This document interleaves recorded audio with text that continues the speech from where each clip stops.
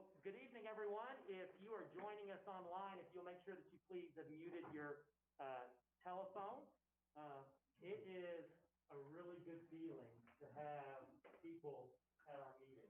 This is the first time for us to have this number of people in over 6 months, so thank y'all for being here this evening. We're going to begin our meeting like we always do with our invocation, and Doug Lindley, a pastor from First Baptist Church of Vernon, is here to lead us in prayer. Father, we just want to acknowledge you. I'm so grateful to be a part of the school district where we can seek your presence and wisdom and guidance. Lord, I thank you for this great country in which we live. We pray for our leaders as they continue to make decisions during a very difficult environment. Lord, I thank you for this great community you've given us the privilege of being a part of. And it's an awesome school district, Lord, and it's the school board, the administrators, the teachers, support staff, and our students. Thank you for the conscientious way that they've dealt with these very difficult decisions, very difficult dynamics that notice that aren't in this environment can even imagine. And I pray that you continue to bless them with wisdom and courage as they move forward to craft the future for our students. And I just thank you for the conscientious way in which they serve you, they serve our students, and serve our community. And we love you, and we thank you for loving us first, proving it through your son Jesus. In his name we pray. Amen. Amen. Thank you very much, Doug. Please join me in the pledge of allegiance. I pledge allegiance to the flag of the United States of America and to the republic for which it stands, one nation, under God, indivisible, with liberty and justice for all. Honor the Texas flag. I pledge allegiance to thee, Texas, one state, under God, one and indivisible.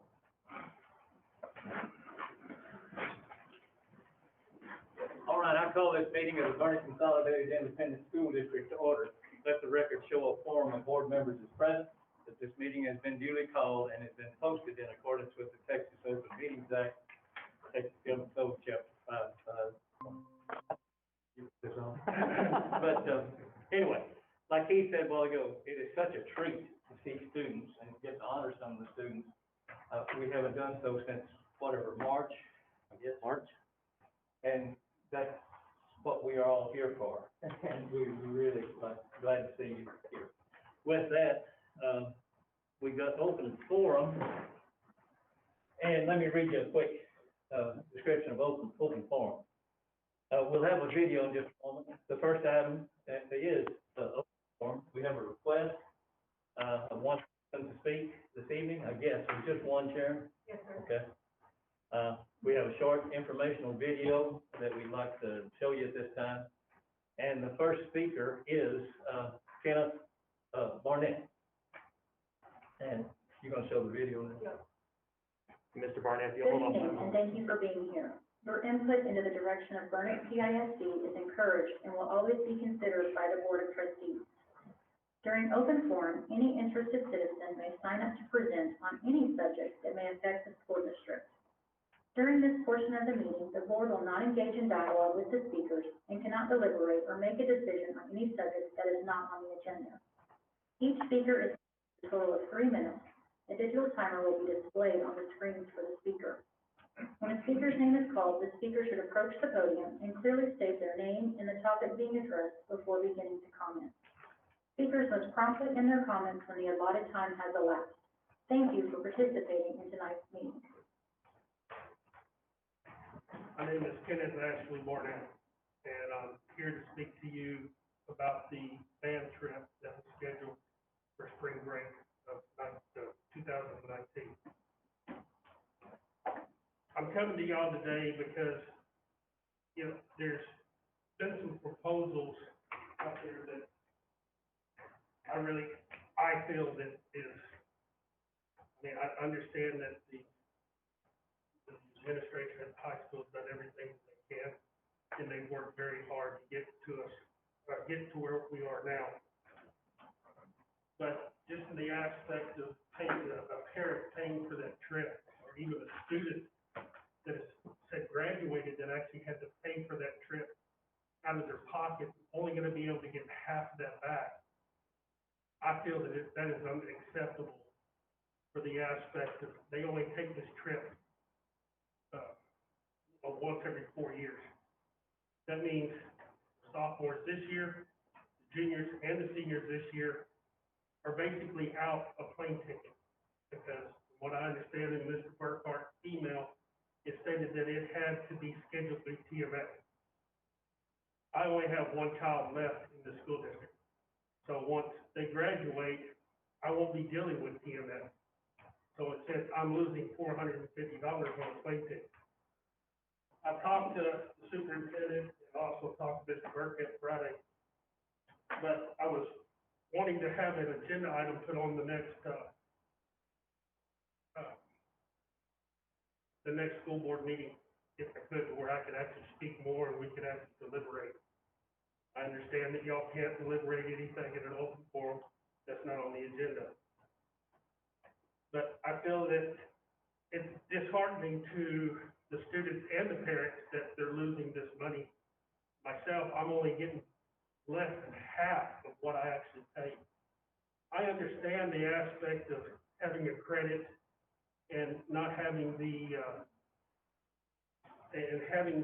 that non-refundable fee not coming back. I get that, I understand that. But having a $450 plane ticket that to TMF that we would never use, to me, that's wrong. And I think it's disheartening to the band itself and the students not being able to use that. And so I just want y'all to take this into consideration, maybe next month if possible, of actually the district purchasing those trip vouchers. With the band, if they're able to go on a trip in 4 years, those trip vouchers can be bought by the band members or chaperones from the district to be used. To me, I think that is a perfectly acceptable way of getting the money back for the people that aren't able to use them. I want to thank you for your time. Thank you very much for coming tonight. Thanks, sir.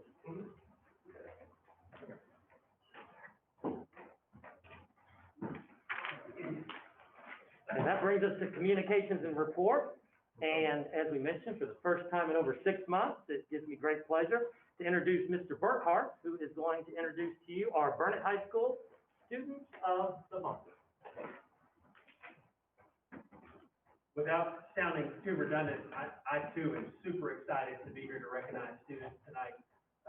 Just looking around the boardroom, those of you that haven't been here in a while, we're doing things a little bit different with the protocols that we have in place. But man, the exciting opportunity that we have with this is it really allows our students to really show us what it's like to persevere and to excel even more, even in the times that we're in. So we are super proud of our student body, but especially these two students here tonight. This month, the math department was responsible for taking nominations and helping select the students of the month. And I'm going to invite our math department head, Katie Hewitt, up to speak about these two students tonight. And our first student that we're going to be recognizing is Ms. J.C. Houston. If you would please join us up here.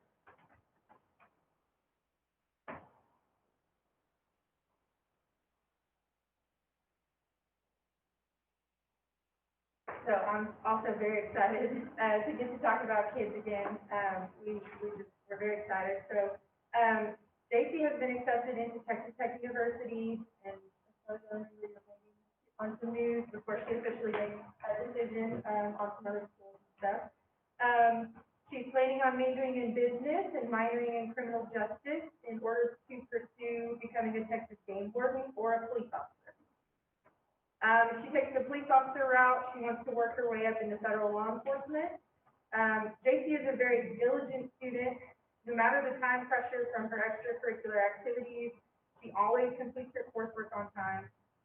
When a concept is difficult, she perseveres until she understands. She exemplifies pride and honor. JC's willingness to help others, both inside and outside of class, is an example of her dedication. If you visit Main Street Bethlehem, if you get to have that, be sure to stop by the fabric dyeing shop where you'll get to see JC there. So we're very, very proud of her and have this wonderful role in the entire department.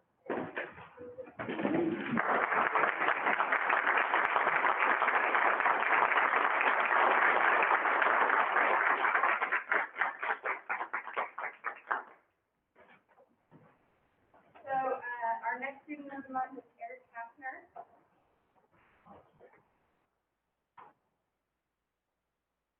So Eric is going to be attending Baylor University and majoring in mathematics with a minor in Latin and education.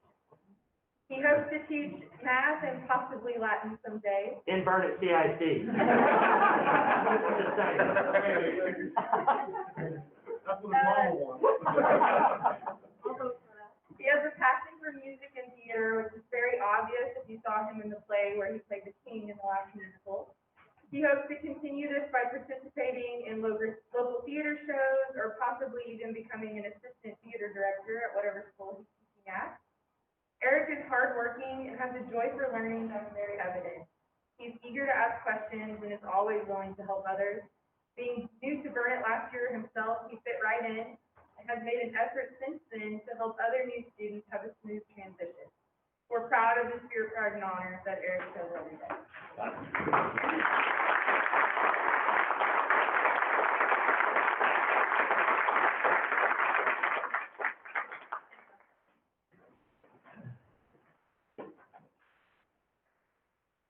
We're gonna do things a little bit differently and take all pictures right after this agenda item, over on the tile side. Next up on the agenda is our Quest High School Student of the Month, and I'm gonna invite Dr. Marvin to the podium to make that introduction.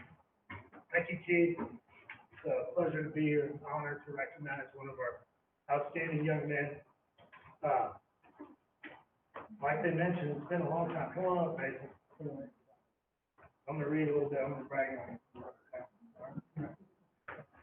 QHS Student of the Month for August and September is Mason Jones. Mr. Jones was selected from our campus by all staff members. Mason started this year at West High School and has hit the ground running. Matter of fact, Calvin and I had a plan. He talked to me last year. Mason is gonna go to the Air Force, but we gotta keep him with us for a whole year and slow him down enough because he's on fire. And he's finished, how many classes he finished already, Mason? Three, I think. 500 more. He's done over 500 lessons, and we've been in school, this will be their 6th week, so that gives you an idea. Mason plans on enlisting into the Air Force upon graduation and serving our great nation as an airman. Mason is our dedicated color guard student, helps raise our flags and fold them upright each day. It's a skill that I like all of our kids to learn, and Mason's really good at it. I would like to congratulate his parents, Calvin and Christina, for raising such an outstanding young man. Please help me recognize this young man's great attitude and represent West High School with spirit, pride, and honor.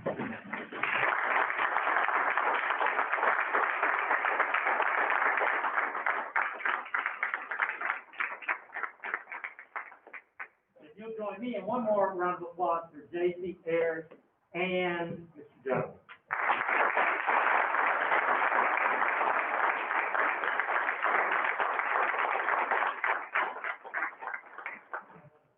Step over to the back row, and you can just take it.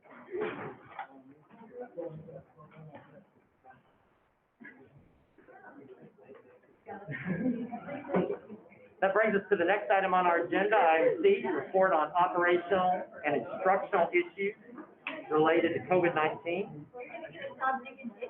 And that is going to be a report in 3 parts, and we're going to begin with Dr. Jones to present her part of the report. Well, the first item to share is a bit of good news. Our remote asynchronous instructional plan was approved by the state, and so we're happy that those plans are complete and attendance for funding purposes.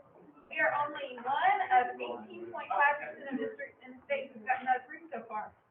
And so I'm surprised that there haven't been more, since we know that everybody in pre-K through 2 must do asynchronous instruction, but I think some other folks are kind of waiting to see, but I'm glad that for our family, we'll have some continuity because we can continue with the plans that have already been started in the year.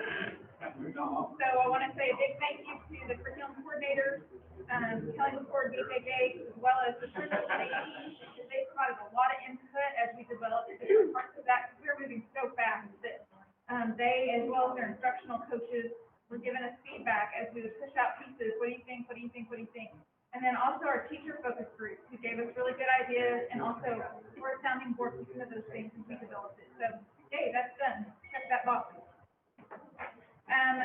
We have 319 students who are returning September 28th for the start of the second 6 weeks in person. And so that will take us from about 70% of our students being in person to about 80% of students being in person. Our principals and APs have been walking to each classroom individually, talking with those teachers about how can we arrange the room, in some cases taking furniture like bookshelves and things out to try to free up some real estate in the floor space and spread out as much as possible. Where those rooms can't be spaced out very much at all, looking at what dividers will be helpful with. In some places, dividers won't be very helpful just because of the layout and the types of the furniture, but in some cases they will.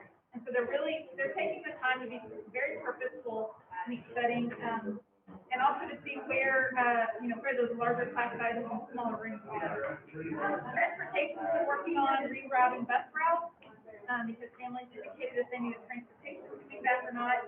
Our principals are also talking with the teacher teams about what changes, if any, this makes to our instructional division of labor within a team. And so some teams might start to shift to more recorded teams rather than live meets, or they might change up how they're sharing the load of remote instruction as the numbers of kids change in those settings. And then finally, the campuses are making plans to welcome those students who their first day on the campus will be the 28th, because maybe they were a 6th grader or they were a 9th grader or something like that, and they didn't come to campus at the beginning of school. And so what does that first day on campus look like for them? So they're being intentional to think about that this week and get ready for those kids next week.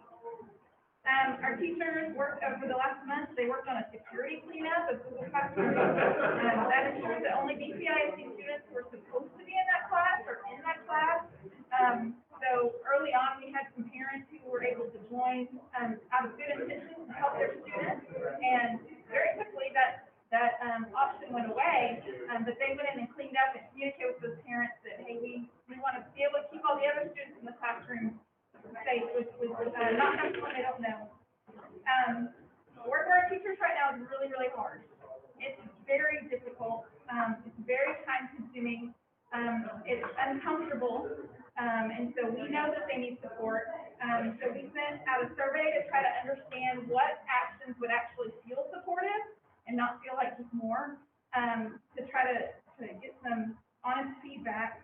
We looked at 3 categories: time, training, and materials and resources. What do you need in those categories?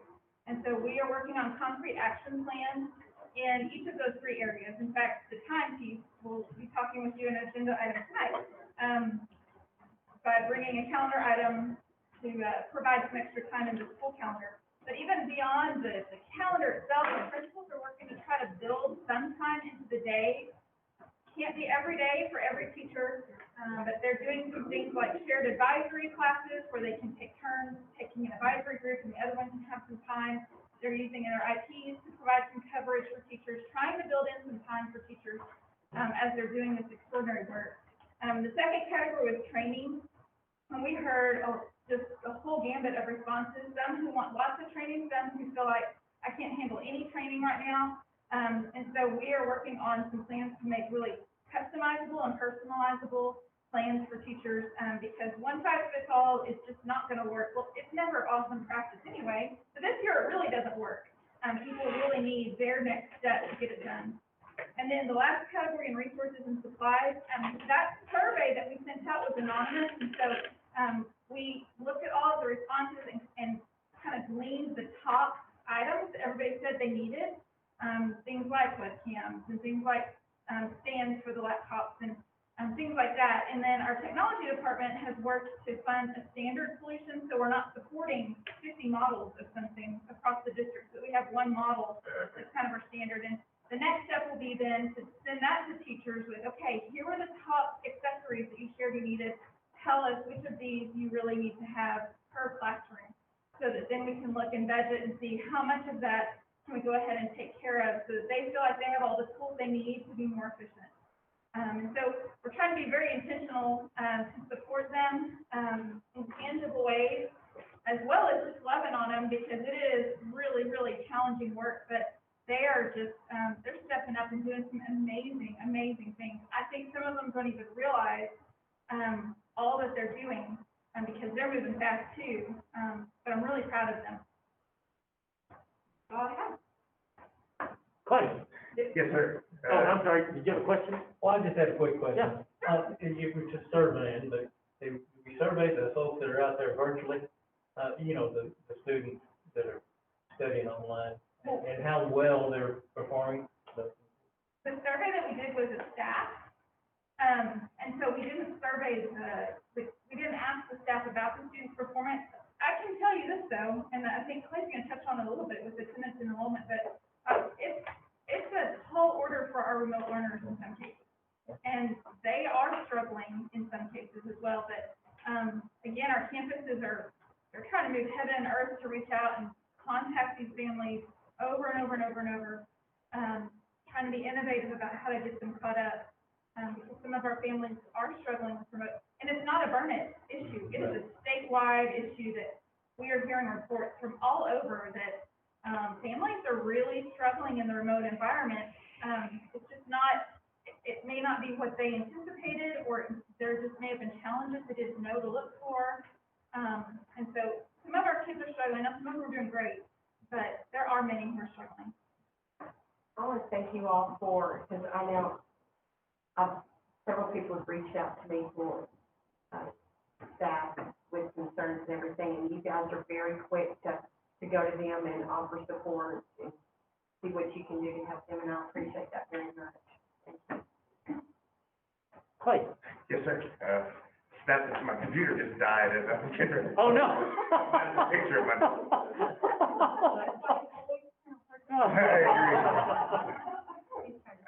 So the initial thing I want to discuss are, speaking to the kiddos returning and dividers in the classroom.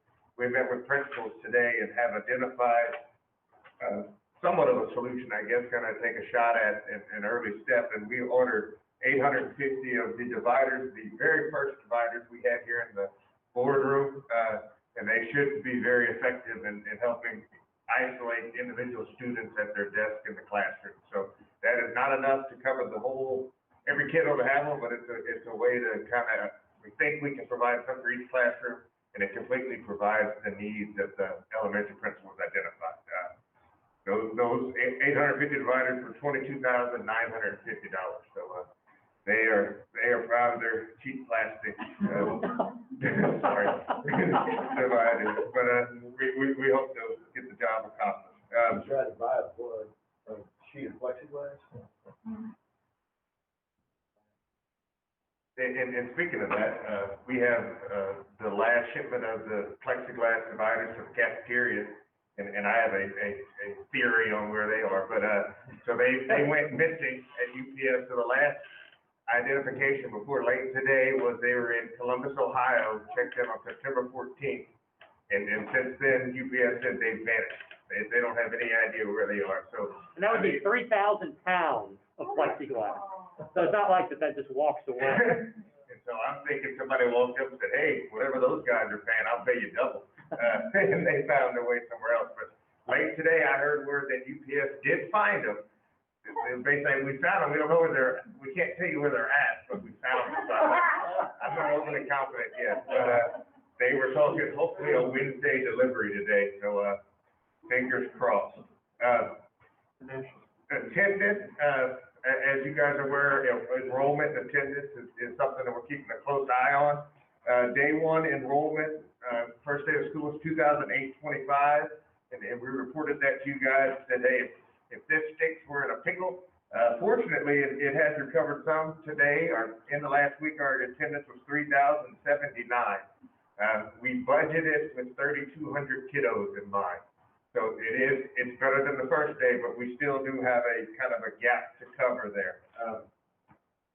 Attendance, we usually get a really good accurate number of attendance after the first 6 weeks, because everybody goes in and audits their numbers, so as soon as this week's over, we can run those attendance percentages. And there's concern about the remote kiddos, and if that may drive their attendance down, but I'm also hopeful that there are some opportunities for kiddos who would have been missing school are able to remotely get positive. My daughter got a concussion in cheer Wednesday evening, but the doctor told her to stay home, but she's been able to check in with her classes and get remote present from home every day, so that's been a benefit, and hopefully we'll see that in the attendance percentage.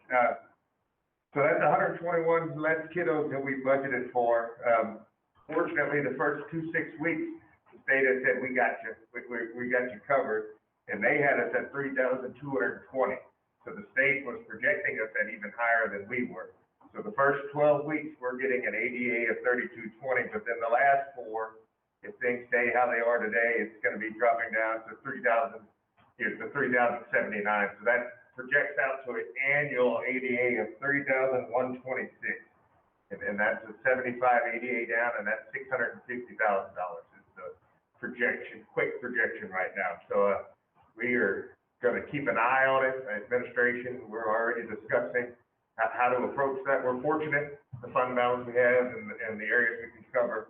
But we'll be coming in October with some more in-depth revenue projections and some discussions on how we're going to move forward.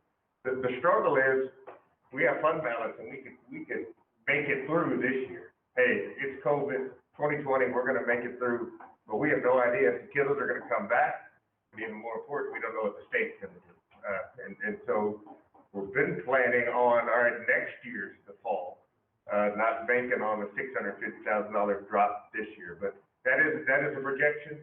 I'm not saying today, but that is what that loss of students projects. Well, I don't want to sound like a broken record, but again, that's a trend that's occurring across the state. I just read an article where DFW school districts have a 5% decrease on average on their enrollment. And a big piece of that is pre-K didn't show up. So we were projecting, and Burnett, it's pre-K.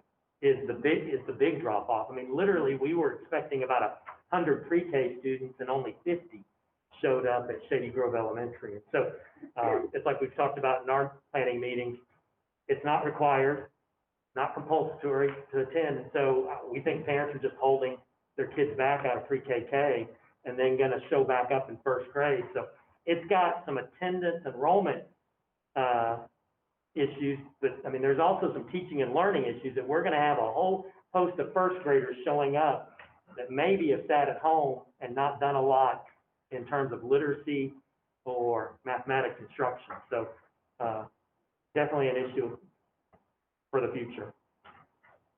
Yes, sir. Any other questions on the enrollment or attendance? I have a question. So does the state take that into consideration if it's the pre-K state that's missing?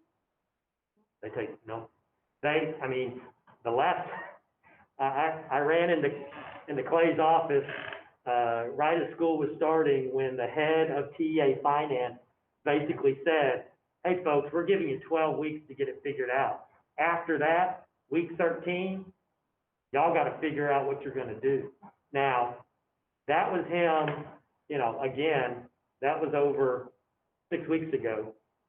I think what's happening is across the entire state, they're gonna see districts in financial, issues. And so I just think there has to be some consideration, and they are doing a different data collection in order to try and determine what is happening enrollment at the first week and the fourth week for their planning purposes. So I can't help but think that they're gonna let all of us fall off of a financial cliff because the kids haven't shown up. With that said, Leo from TEA said there is a cliff, and it's the 13th week, and it's up to y'all to find the kids and to get them to show up to school. Yeah, the challenge is they're facing a $4 billion cliff, the state is. But I mean, if we're gonna come up towards 650, the state will at least see some savings, as they roll into the next biennium. Are we trying to entice parents into getting their kids enrolled, or? I mean, we have not done anything out of the normal than what we've typically done. But you're right, I mean, I think especially as we keep kind of telling the story that we're not having these huge outbreaks, and that, you know, we've only had 2 students test positive for COVID, maybe that begins to convince more. We have, we've held on transfers because we didn't want to add out-of-district transfers to the mix. We want to take care of our kids, and so we've reached out to all transfers and said, we are now open and we'll consider. Now, you know, we're going to use our same criteria, so we're not going to let a student come in if they're going to end up not being the right fit for Burnett CISD, but those that are taking care of their grades and their attendance, yes, we want them to be a part of Burnett CISD. And if I can say the same thing. One thing the districts have done is the no-shows, the non-kinders Yes. that we knew about. The campuses have done a magnificent job of locating those folks and getting them in. That number was below, almost 0 at the elementary level, below 5 at the other. So we have to find those kids at the beginning of the year. In fact, the state's so worried about that number, the kids that are lost, that they've actually backed up the deadline from September 25th to October 30th.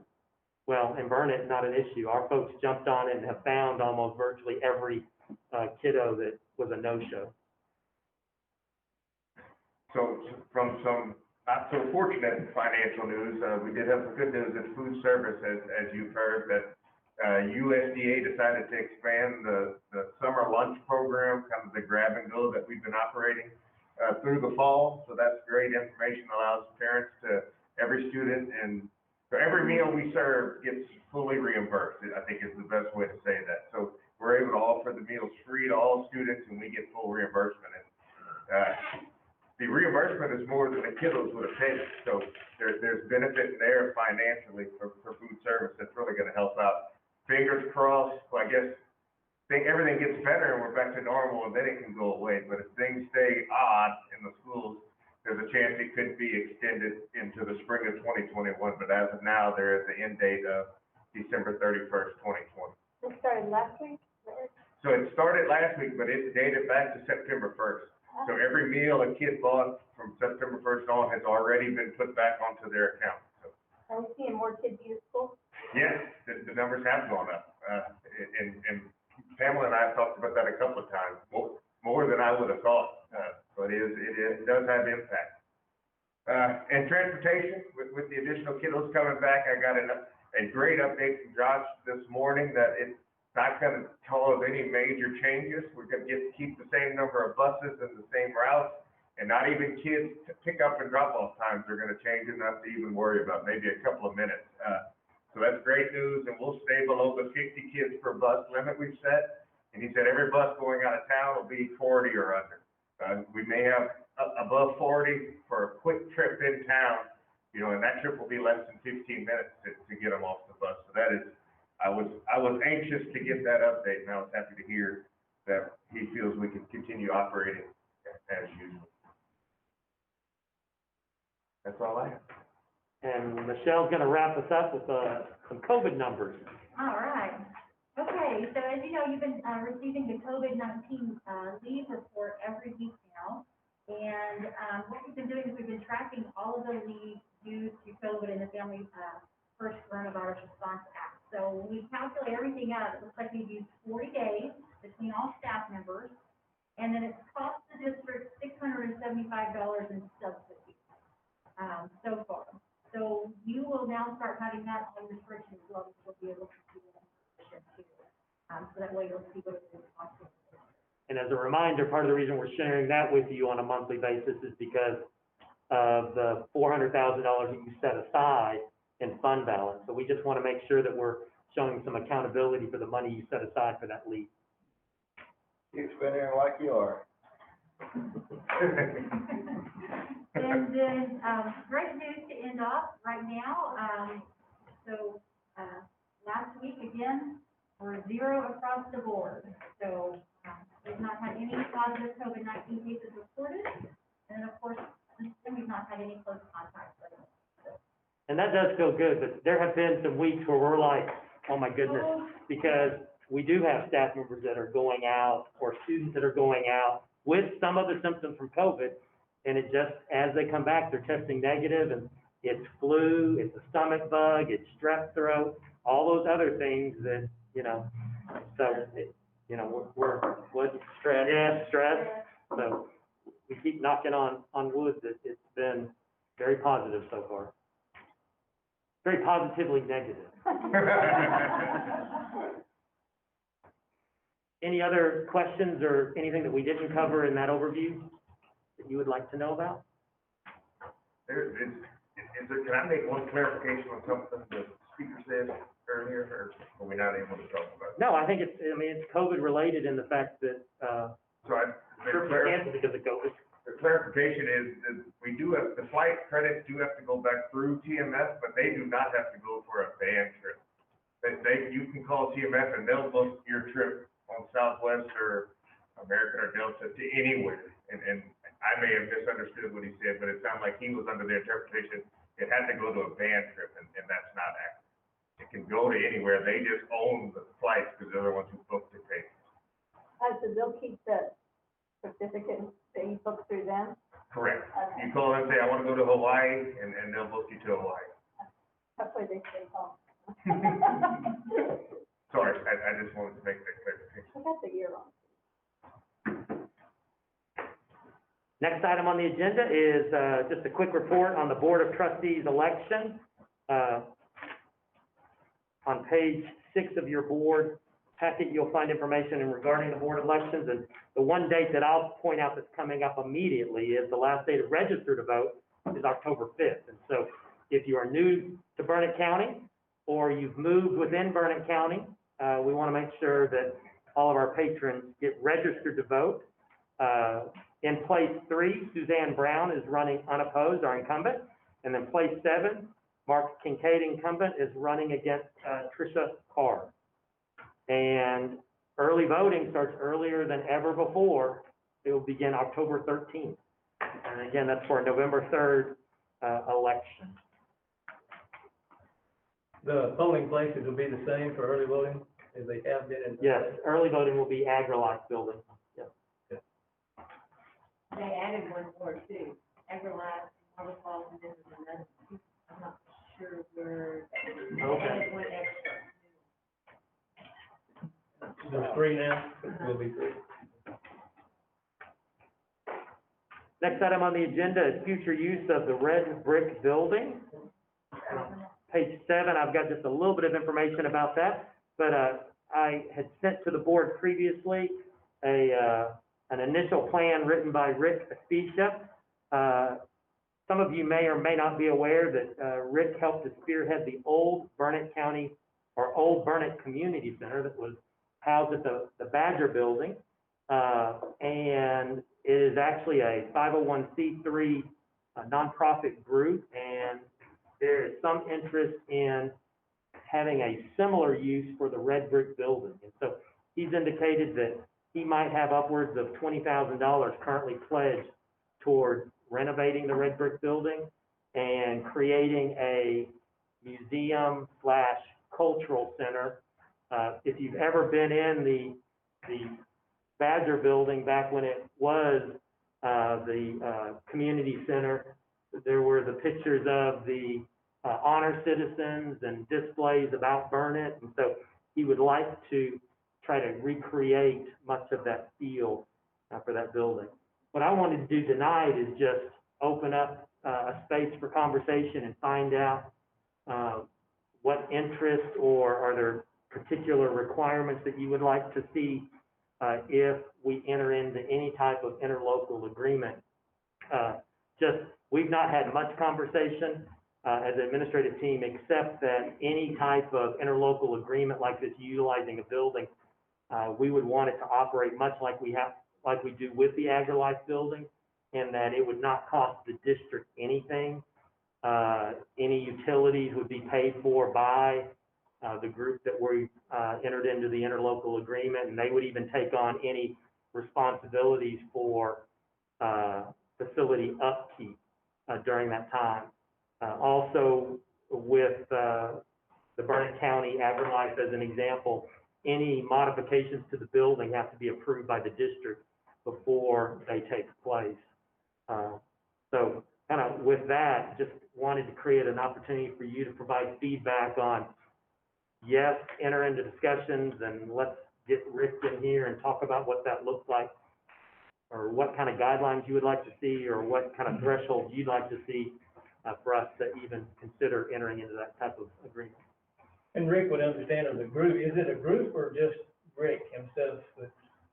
My understanding is, it's Rick is spearheading it, but it would be the old Burnett Community Center 501c3 Okay. would take on. I guess the point I'm making, they're aware that we can't make any changes to the, Yes, to the exterior. he is aware that it has the historic designation, and he's actually, I guess, had conversations with the Historic Society, and they've reinforced that exterior, nothing can be done without prior approval, but interior, you can really do whatever you want to. With our approval. With our approval, Yeah. absolutely. The only suggestion that I made to him is I would love, if we moved in that direction, I would love to create one of the classrooms back to its original 1915, 1920 condition, as part of that community center. Yeah, where maybe we could take our kids, through that as this is what it was in the good old days. When we went to Briggs, for the bond, Yes, it's kind of the same floor plan, and it was really cool for us to walk through and look at, and people, the locals there, they were very, Yeah. very, I guess, proud mm-hmm, to talk about their community. Yeah, it was very well done as far as the history of the community, not just the school. I had shared with Rick and with Robbie today, the community that I grew up in has a school that looks very similar to the Red Brick Building, and they actually, the school district gave over control to the city of Bedford, called the Old Bedford School. So if you look up, Google the Old Bedford School, they've created a little bit of a museum feel, but also almost a wedding venue or reception venue. And so that's how they actually raise money, that they rent out some of the classrooms for special events to the community. So. A friend of mine is the treasurer for the Gillespie County, what they call a one-room school society or something. Mm-hmm. And so they have preservation efforts in about 6 or 8 old schools that's all that's left of a community. And they have a lot of different fundraiser things that they do, and the communities can use them. Whatever's there, the community can use it, Mm-hmm. but it's the same concept of trying to preserve those old schools. I would think it'd be interesting to, since if one room was an old school room, that'd be the kind of the history of Burnett County Schools room. Mm-hmm. Mm-hmm. That pulls in Bertram and Lake Victor or whatever else we have. Yeah, that would, I don't know what format you use with getting Rick in here and talking to him, whether it's a regular meeting or a workshop or whatever. That's mine. I'd like to see what he has. Okay.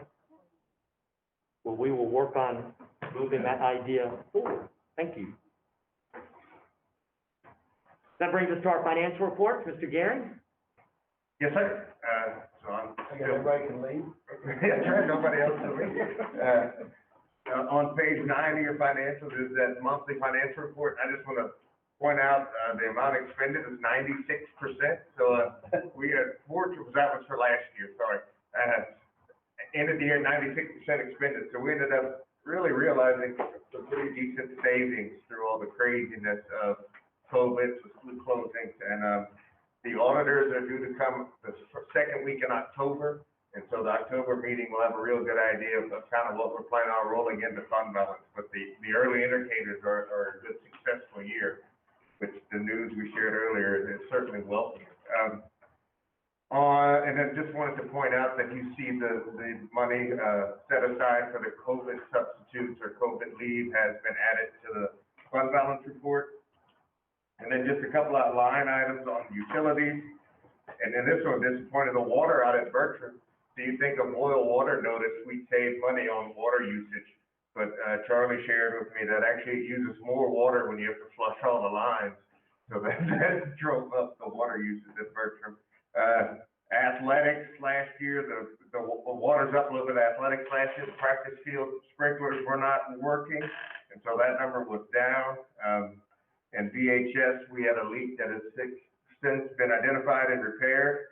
The gas report, RJ Ritchie had a down year last year, not exactly sure what caused that, but Charlie went back to the year prior, and this year is right in line with that. And then the electricity is up at Central Offices Complex, and Charlie reminded me that is when we put the AC and got our warehouse fixed up and running, and which I think has been a very positive, addition to the district, but it does cost a little extra utility. So those are some of the utility variances that we identified.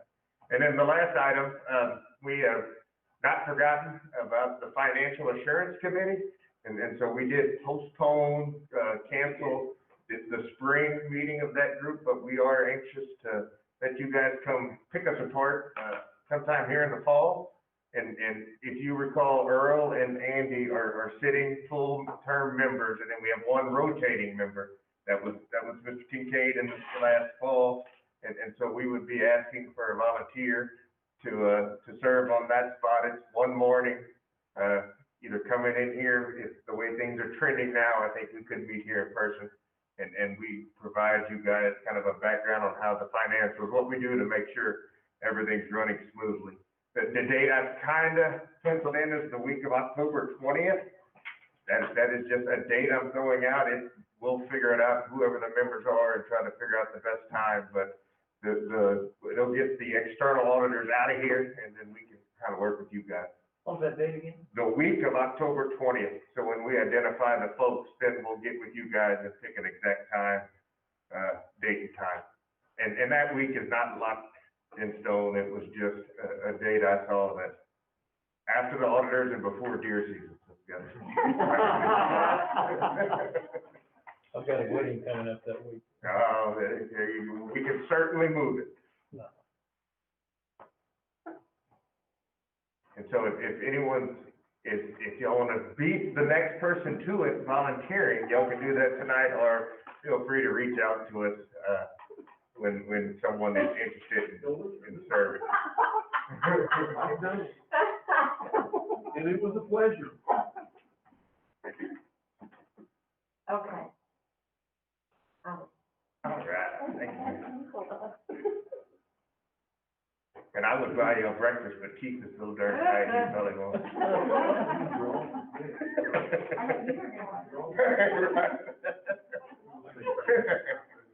Thank you, man. We'll get an email out this week, trying to lock down the time. That's all I have on the finance. Thank you. Finally, under Communications Report, our annual Human Resources Department report, Ms. Gilmore. Okay, so here we go. This is a little bit about us, of course. We've got Darlene Michelle, our benefits coordinator, Jennifer Russell, our HR assistant, and Lucy Parker, our receptionist. So an excellent team of ladies here to assist whenever anything is needed. We do joke quite oftenly about lots of Michelles being in here, so whenever nobody knows who to ask for, they just ask for Michelle or Jennifer, and we're gonna get them to the right spot somehow or the other. Areas of responsibility for HR, we've got a little bit of everything, dealing with staff and recruitment, compensation, benefits, employee relations, and we'll go back over that here in a minute. District policy, Raptor volunteer management system, personnel records, student teachers, substitutes, Title IX, and COVID-19. And COVID-19 and employee relations go hand in hand.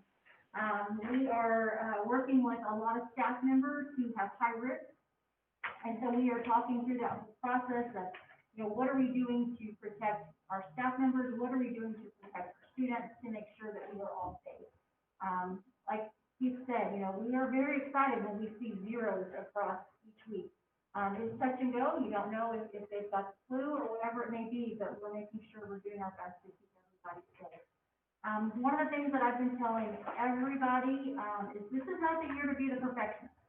As a classroom teacher, as an administrator, you always want everything to be just perfect. And we know that it's not gonna happen this year, and we're okay. We're gonna get through, we're gonna walk through.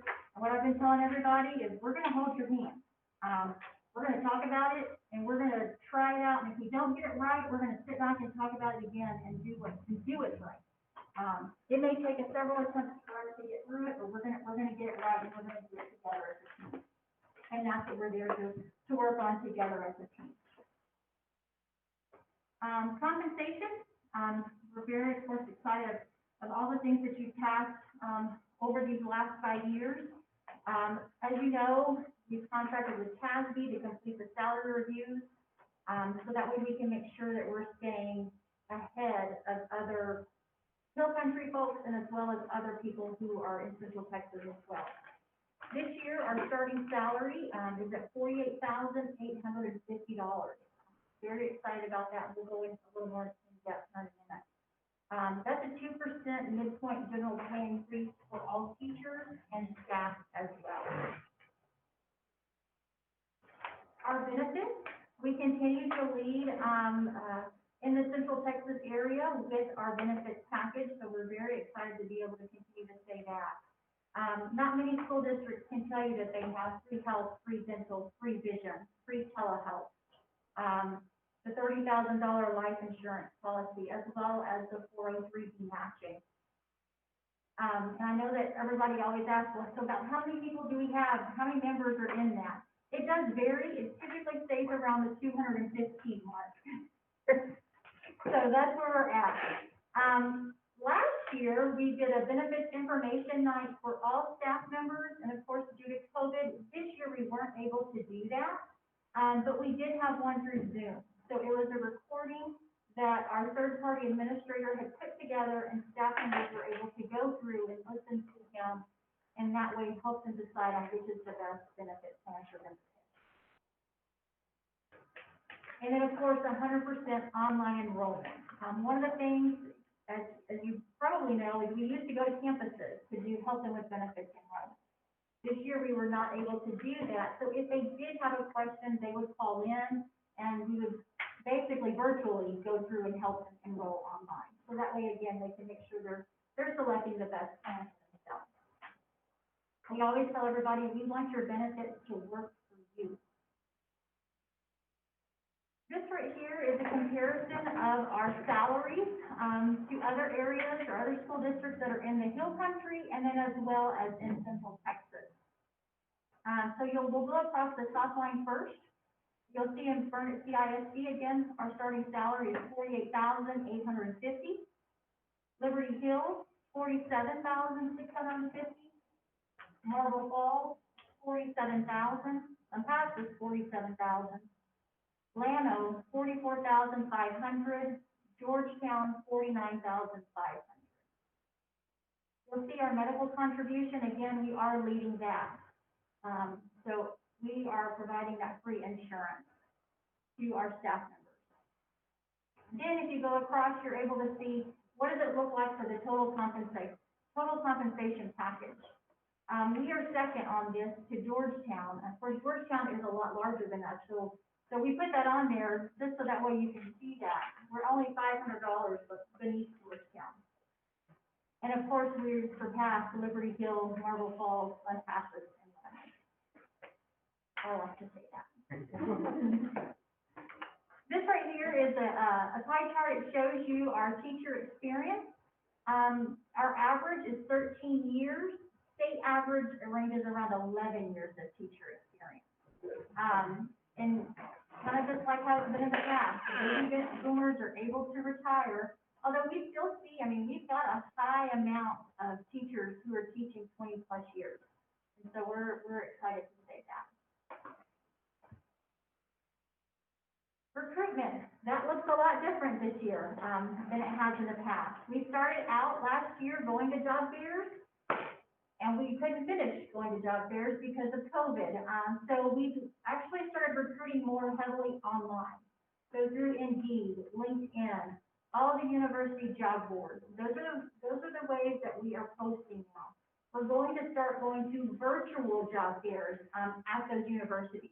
So instead of actually being there in person, right now they're planning virtual job fairs. So basically what we're understanding is it's just gonna be like we're there, but we're not there. We're gonna do it through through Zoom or Google Meet, so that way we can actually talk and promote and recruit our teachers. Okay, so staffing, what does it look like, that we've hired this year? So I've got everything from 2016, 17 to 2020, 2021. We're just gonna go all the way over there to the right-hand side. So we hired 2 administrators for this, school year, and that consists of an assistant principal and our new director for technology. 34 teachers, 2 other professionals, that's an LSSP and a diagnostician. 8 instructional partners, 12 auxiliary staff members, and 53 substitutes. Typically, our substitutes, it always starts out lower. We try to get around the 100 range mark. I don't know if we will get there this year. We have quite a few substitutes that have been with us in the past that said, we want to wait and see how the school year starts. And then once we see how the school year starts, then we'll make a determination of who we want to come in first. So we are hoping that we will be able to keep zeros across the board, and hopefully we'll be able to get those substitutes back in. And if you've been watching the news, you'll also see that there is a statewide shortage of substitutes. A lot of the substitutes that I spoke to, or that you know, through emails, whatever it may be, a lot of them started out with their kids at home, so they were doing the remote learning, and they were our substitutes, and so they weren't going to be able to substitute. So we're hoping that maybe those people now are sending their kids back to the classroom, and then they'll be able to come back to the classroom. Retention, this is based off of the 2018-2019 paper report. So we are lagging a little bit behind. The next slide will show, has some data on it. Also go over some more information. The Vernon CISD for 2018-19 teacher turnover was 18.9%. You're able to go through and see the other school districts. On the right-hand side, it shows the state average. That's all district sizes. That's around 16.5.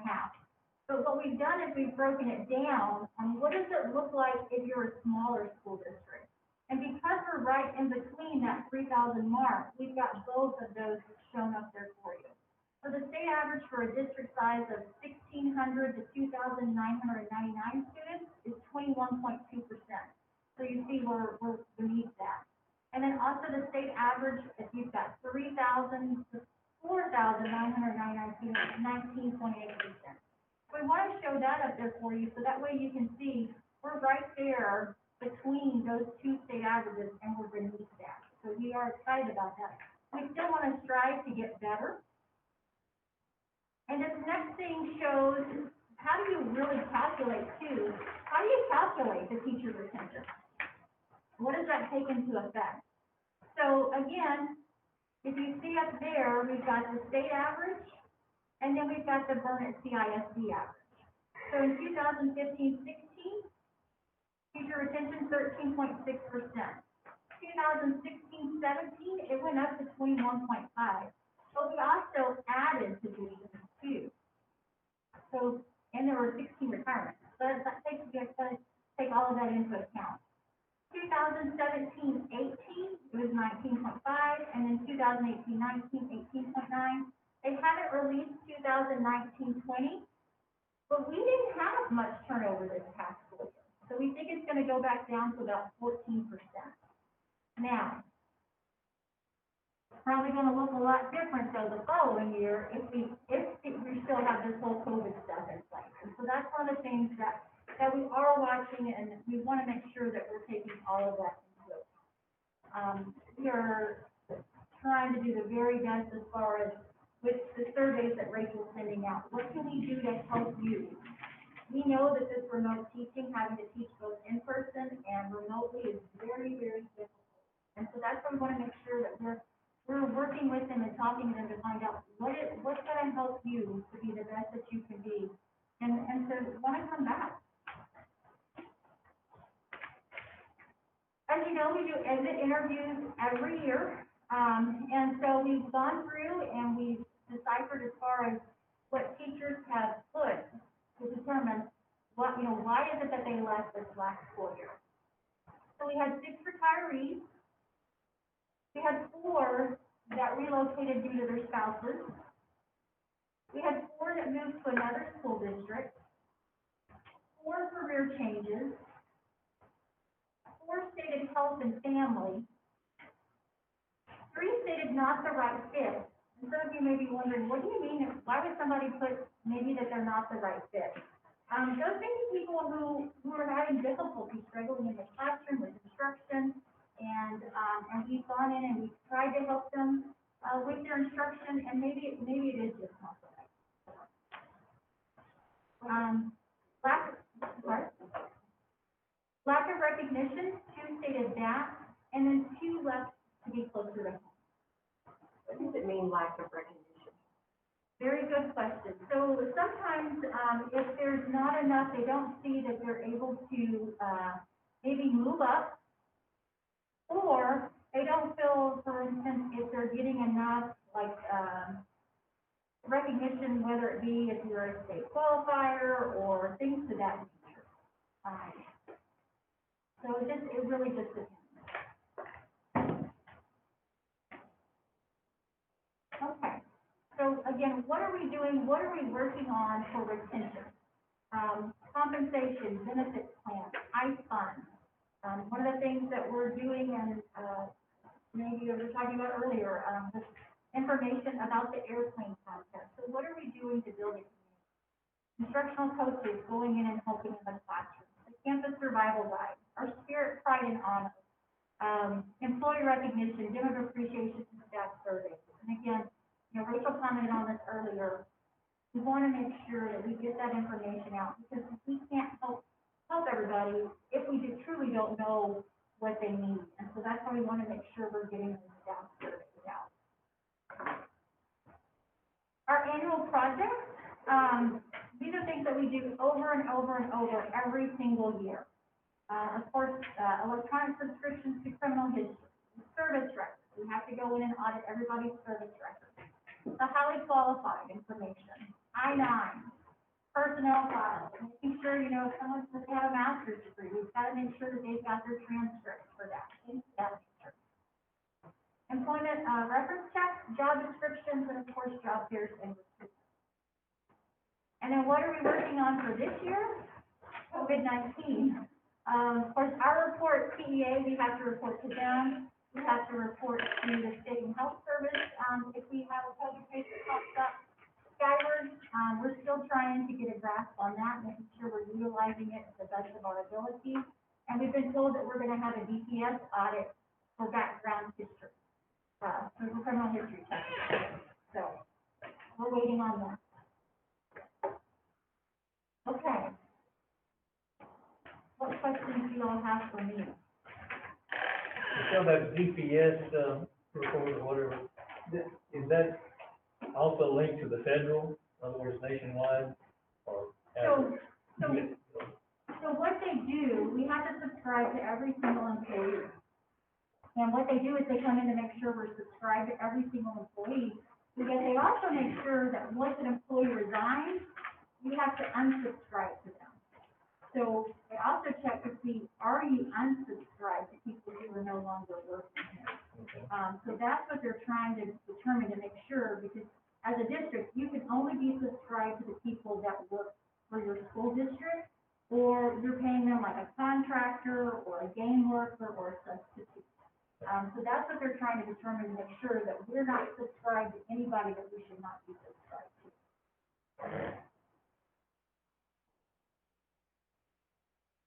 And I would just say how much I appreciate Michelle, our Human Resources Department, because of the outstanding customer service that they provide our staff. I mean, our staff, if they have a question about benefits, they get it answered. If they have a question about HR-related issues, they have an advocate and they get their questions answered. And then just all of that stuff that seems very kind of compliance-driven and boring, how important that is. I was just reading about a school district last week. The TEA is actually coming in. They've they've hired a compliance person to come in, and it's all because of non-compliance and HR-related issues. They were not fingerprinting people, they were not keeping up with their I-9, and so TA is basically coming in and putting a conservator there in the district. And so sometimes you take for granted when all of those things are taking place in, with an outstanding HR department. So thank you for what you do. That concludes the communications and reports. Good deal. Thank you very much.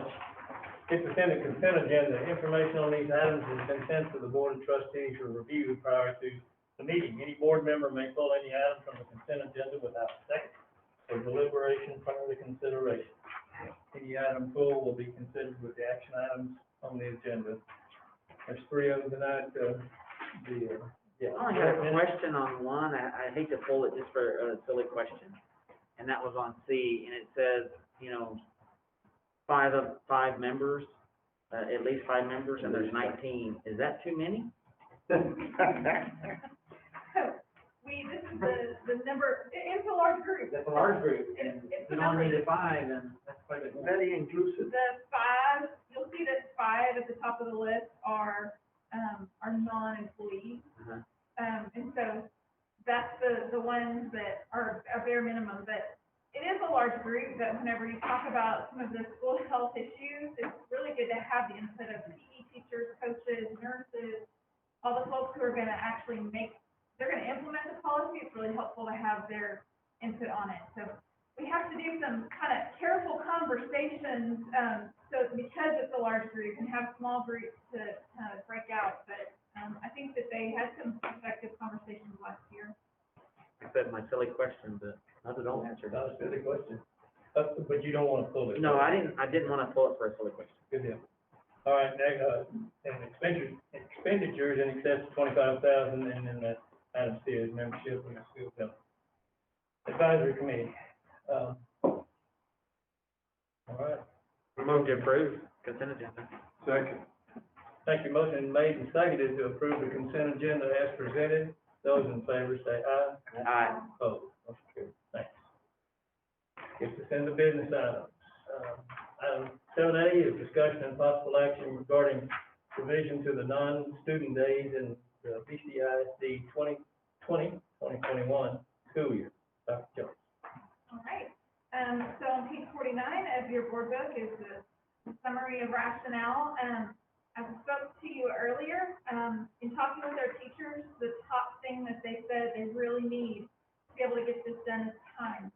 And fortunately, you guys approved the calendar a couple of different times over the past month, and all of those iterations of the calendar had lots of bank minutes. And that was a wise thing to have, because you don't know what's gonna happen. But we've been very blessed that we haven't needed to use those bank minutes at this point. And so should things trend onward like this, we'll have minutes to spare. And rather than keep those, as a what if, we would like to designate 2 days on the calendar for additional teacher work time. It would have the same designation that our current professional development days do, to say that this could become student makeup if we have to. But then if we don't need to make that up with students, it would be staff work time. And we would still have quite a few days worth of bank minutes, even should you approve this additional calendar change. We identified November the 13th and Monday, January 18th as the date for this, and that was based on the feedback of our district advisory committee in the past, as well as some correspondence with them by email on this particular current proposal. But they said Fridays and Mondays are best, and if we can align to a national holiday when parents might have the day off, then that prevents them from needing to get childcare. And so that was the rationale, along with looking at where we were in the cycle of instruction, to have those 2 days be our top pick. So if you look at page 50 and follow, I mean, so this Friday is September 25th, and then look at October 12th, October 30th, November 13th. It just makes a really nice pattern to do some teaching, take a step back, do some planning, do some teaching, take some planning. So we kind of kicked ourselves that we wish we would have had one of them a date, you know, that broke up this 6 weeks. But teachers truly know, I mean, they've lived and they know exactly what they need to be doing and what works and what hasn't worked, so. Let me motion for the approval of the proposed revision to non-student days on the BCISD 2021 school year calendar. Second. All right, thank you. Motion been made and seconded to approve the proposed version, revision, of the, non-student days for the BCIC 2020-2021 school year. Any comments or questions? So on, you said we have quite a few minutes, are we talking 5 Yeah, days worth or 7.5 days worth. 7.5, okay. If we use no waivers, and we could have more than that if we needed. I would kind of like to keep that above the week. So, Any more? All right, those in favor say aye. Aye. Opposed, motion carried. Thank you. Next is item B, discussion and possible action regarding, approval to apply for a remote homebound instructional waiver. Dr. Jones. So this waiver is for our students who are special population students that are served in homebound, where teachers typically, in a typical year, would go and visit bedside, or in a residential facility, oftentimes hospitals or bedside at home, with students who are ill, and provide really individualized instruction. Because of COVID, our teachers can't go in person, to many facilities or to some residents, situations where there are high-risk, populations. So this waiver is really about attendance accounting. Some of these students may not participate in remote instruction in the same way as our gen ed students, but the teacher is still providing that individualized instruction. So this is really just, to ensure that they can still be coded as a homebound student receiving homebound instruction for attendance purposes, even if we have to customize the way that they're interacting remotely due to the nature of their needs.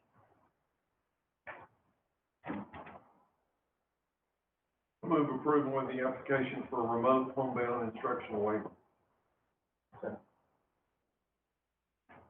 Okay, thank you. Motion been made and seconded to approve the application for remote homebound instructional waiver. Any comments or questions? None, those in favor say aye. Aye. Opposed, motion carried. Thank you. Item C is personnel, Ms. Gilmore. Okay, on page 54, is just a report of our teacher hires.